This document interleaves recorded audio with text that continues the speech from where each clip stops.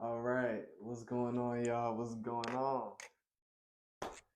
Today, we're talking about Siddhartha by Hermann Hesse. Um, Hermann was a German guy. Oh, I just hit the mic. Hopefully, I didn't do nothing crazy to it because I know this is a cheap one. Um, who traveled to India to learn about Buddhism and their cultures and tradition. So I don't know how much of this story is actually 100% true. Um, I do need to do some more research into, you know, Buddhist religious texts or whatever, and some of their actual documents, um, because this is just the story of Siddhartha told through, I guess, another person's perspective, eyes, or maybe even fantasy. Um, so if anything in here happens to be false or incorrect, let me know in the comments. Um, Otherwise, all my information essentially comes from this book here, few videos on YouTube, and the person who introduced me to him. That's about all I know about Siddhartha and his story. Um, but to go ahead and get started, man, this is a recap of the book and the things that I learned. We'll talk through some of I guess, the more monumental moments. I got some notes here. Some of it will also be off the dome. Um, let's go ahead and let's dive into it, man. Siddhartha, this is the prince that left everything. So, to start with his origin, Siddhartha was born into royalty. That's right. Buddha was born to be a king. He was a prince. And his father, who was the present king, decided that while he was a baby, they'd go visit an astrologer, a psychic, and get a reading for his future. See just who the boy would become. Excuse me. I keep hitting that mic. I should grab some water. But yeah, so they took him to his psychic, and the psychic told him that the boy would either be a great emperor or a great spiritual leader, one of the two. So, in an effort to keep Siddhartha from becoming a spiritual leader, because his father wanted him to become a great emperor, he kept him inside the castle walls until his late teenage years. Literally not allowed to leave the crib. Um, but not only that, he surrounded him by things that were quote unquote beautiful and kept him from anything that was quote unquote ugly. So he was surrounded by beautiful people, beautiful foods, raised in a garden. Like, I'm talking the most luxurious thing this time period probably could offer. Um, so it wasn't until those later teenage years that he decided, I'm trying to leave. I'm trying to go out there and see what's going on. So he does just that. He goes out there and he is shocked to see the state of the real world. He sees it all. The worst of the worst, death, poverty, sickness. He didn't even know sickness. It it was all just mind blowing to him. And he was so troubled and upset at the fact that all this was hidden from him. He decides to leave. Um, Now through leaving that night, when he makes his decision, he goes to his father's room, asks for permission. His father denies, right? So he stands outside the door all night and tells him he will never leave. He tells his father he will never leave from that spot until he grants him permission. So literally, hours pass. Every 2 hours or so, his father, the king, goes and sees if he's still standing there. Sure enough, he's still standing there. So I'm talking like every 2 hours, he's telling him, I'm not letting you leave. This is your birthright. This is who you're meant to be. I'm not letting you leave. Back to back to back. And Siddhartha continues to stand there, says he will starve to death if he must. And so his father, once morning hits, realizes that he's not changing his mind. He's not changing his mind. So he gives him his blessing. Whew. That's that's some commitment right there. That's crazy to think of. I mean, and let's just be honest. Who in their right mind who in their right mind would leave a life of luxury to go to the outside world? Siddhartha's intention is to become poor, to go into poverty and live amongst people called samanas, which are basically just religious people. And these people are beggars. They're people who ask for money, or ask for food, I'm sorry. Um, or they just receive food and people bless them with it. But otherwise, they're travelers. They don't eat much. They struggle big time. Who in their right mind, especially given the fact that this dude literally had no concept of pain beforehand, no concept of even death. He didn't even know what death and getting old was. It was to that extreme. Like, if anything, I feel like the way he grew up should have given him even more motivation to go hide behind the walls and stay in his comfort zone. And he chose not to. And that actually was the first thing that put me on to Buddha. The guy who I met who told me about his story told me that exact same sequence of events. Told me he was a guy born into luxury, shielded from pain, once shown it, deserted everything, all his comfort, all his possessions, everything earthly that you could have to go learn and to be with people who don't have everything. That's just mind blowing to me, and that's what really sparked this whole journey for me, wanting to see just his thought process and everything. Because truthfully, even before this, when I literally had no concept of Buddhism. I knew that it was about a guy named Buddha.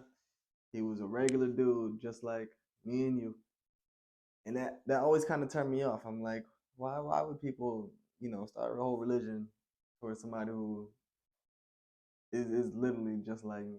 You know what I mean? Like it was almost unfathomable, and it wasn't really something I could get behind, so to say. And not to say I'm interested in becoming Buddhist, but I love his story. I love this path that he's on, and it's clear why he gained so many followers. This path is crazy. It's literally it's crazy, and this is only the beginning. There's so much to happen to him. Um, Going on to the next topic, that was number one: his departure from his father and his princely life. Um, he goes and follows the samanas, as we've said. He's learning from different people. Ends up learning from a guy who is pretty much the most respected and most revered teacher, and he ends up actually rejecting him. Um, Siddhartha decides to part from all teachers at this point.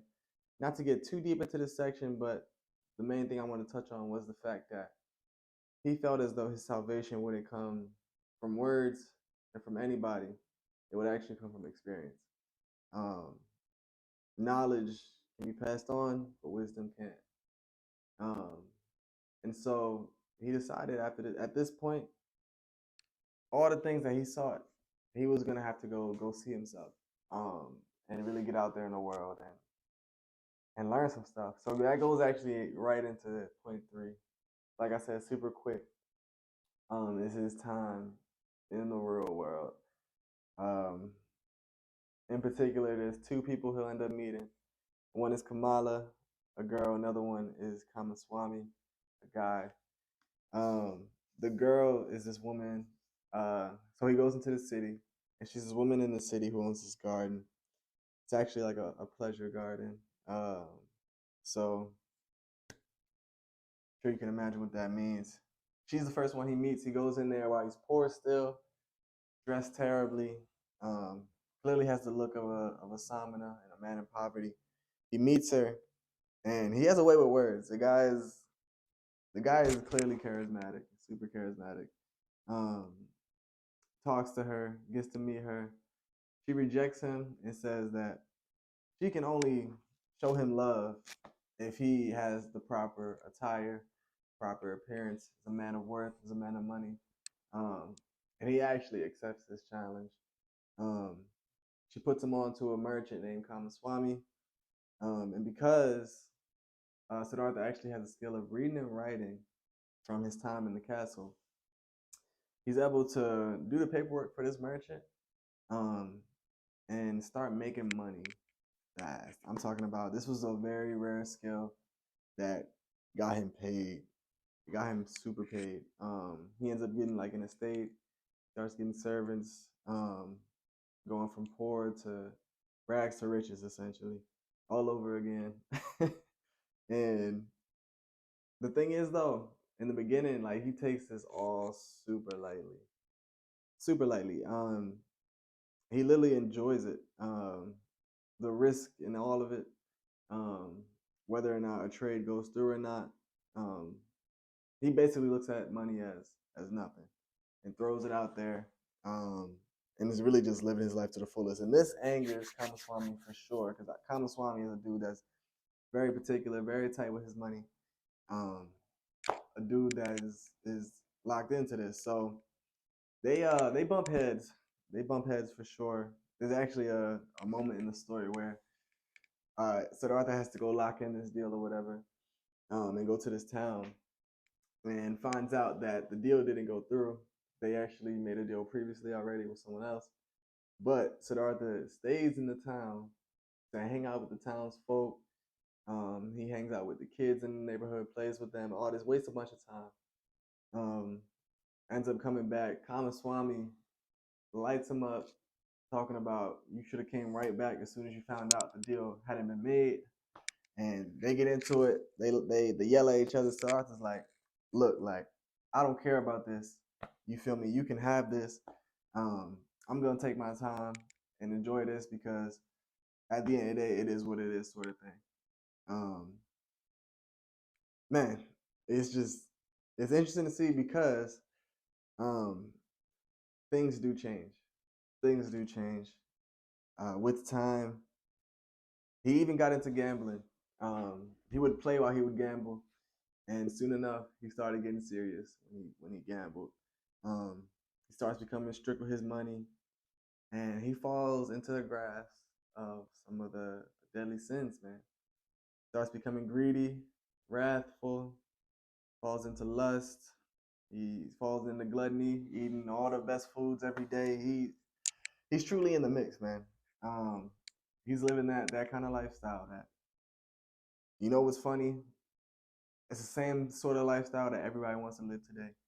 This same sort of thing was happening, I believe, 500 BC or whatever. Like, um, this was a long time ago. This was a long time ago, and people still struggle with the same things. You understand? Like, man, he loses himself, and the unfortunate part is that he spent years like this, years in the city, living this lifestyle. It actually says he reported himself to have gray hairs by the time he realized that something was wrong. So we're talking, I want to say he had to be in his 30s because he was probably late teens or so when he left the Samanas, spent a couple years with them. Right after that, he's going in there. So he had to potentially be like early to mid 20s by the time he first got into the city. So yeah, he spent some time.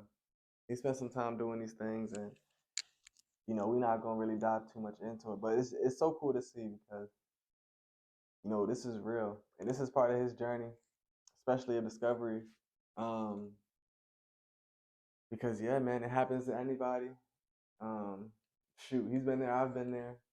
Um, it's just reality. You know what I mean? Things just are tough, and man, by the end of it, how do I want to word this? So he again he deserts.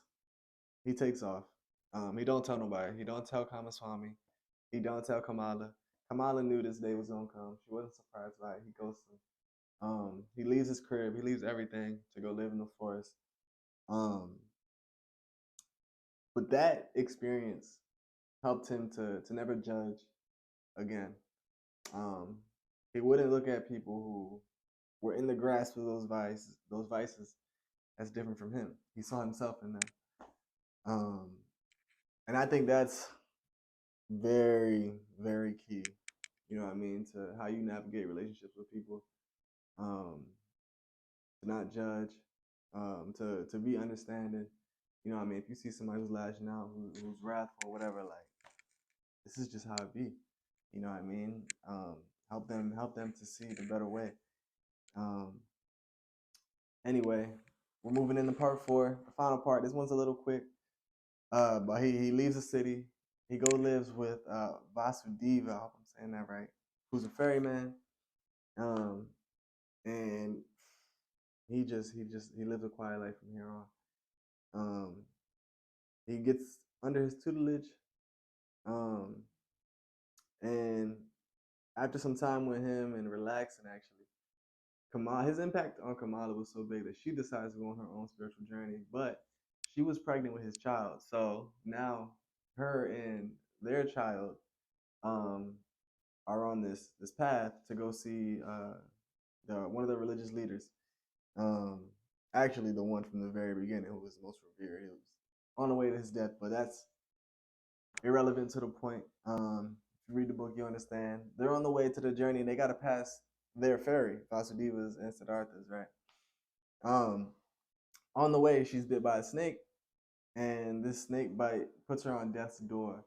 Um, she hardly manages to get to the ferry crossing. They find her. Um, basically, she's barely alive, clinging on. She sees Siddhartha for the last time. Tells him that that's their kid. Ends up passing. Boom. Now it's Siddhartha, Vasudeva, and his son. Um, this last section is real interesting because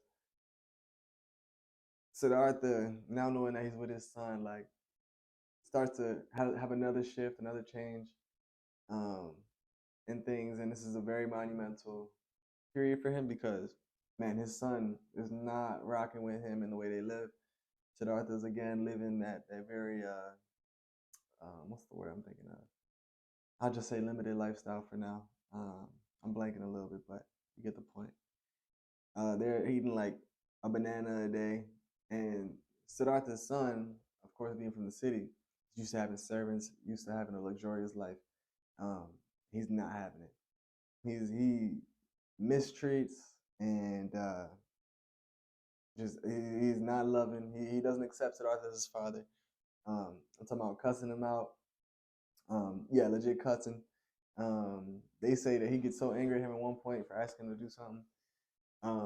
Asking him to like go grab some wood, help him.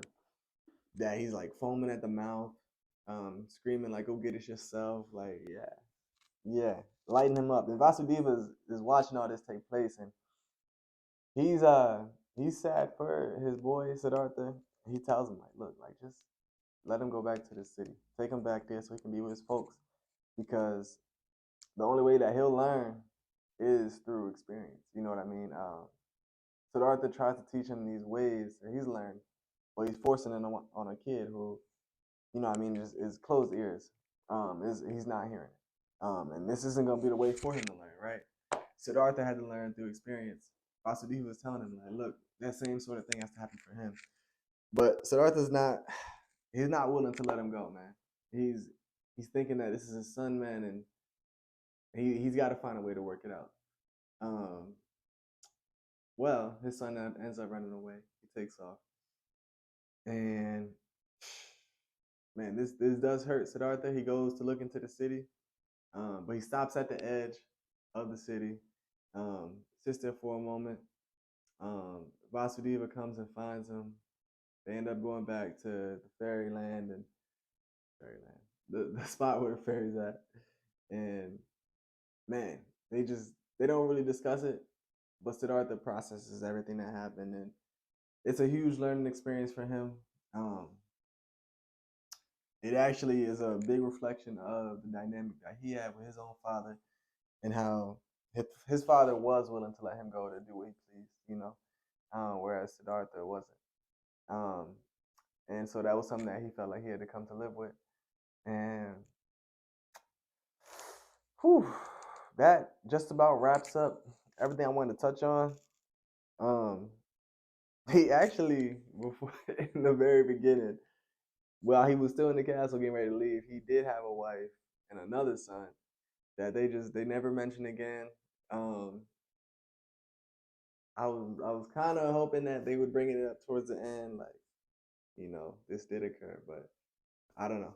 Maybe they touch on it somewhere else, but um, because he was already a father. But regardless, man, this book here is filled with some good stuff. Some really good lessons, especially about the deadly sins and learning how to navigate them.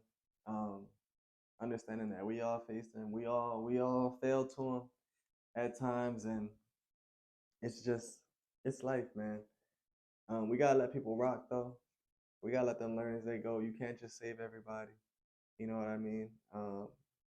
It's impossible. You know what I mean? Some people will hear it, some people won't, and that's just what it is at the end of the day. Uh, I can say it's one of the best books I've read, but I haven't read many, and this is the beginning of a long journey for me. Actually, I got my next one right here. I was put on by another person, not the one who put me on to him. But this is about Viktor Frankl, A Man's Search for Meaning. I've heard this book is amazing. I looked into his backstory. It is crazy. It is crazy. I'm talking about Victor he was always a really solid dude, man. He was like was he a professor? You might have fact check me on this. I might be wrong, but I know he's involved with the community. He set up like a suicide prevention center for girls, and I believe this was before the Holocaust because he ends up getting caught in the Holocaust. He was a Jewish man during the time of Hitler. Um, him and his family all are put into concentration camps. His dad dies in there, his mom dies in there, and his wife dies in there. He loses just about everybody and everything, man. And that is about the most nightmarish experience you could probably imagine for a human. Um, this is the type of stuff that I seek.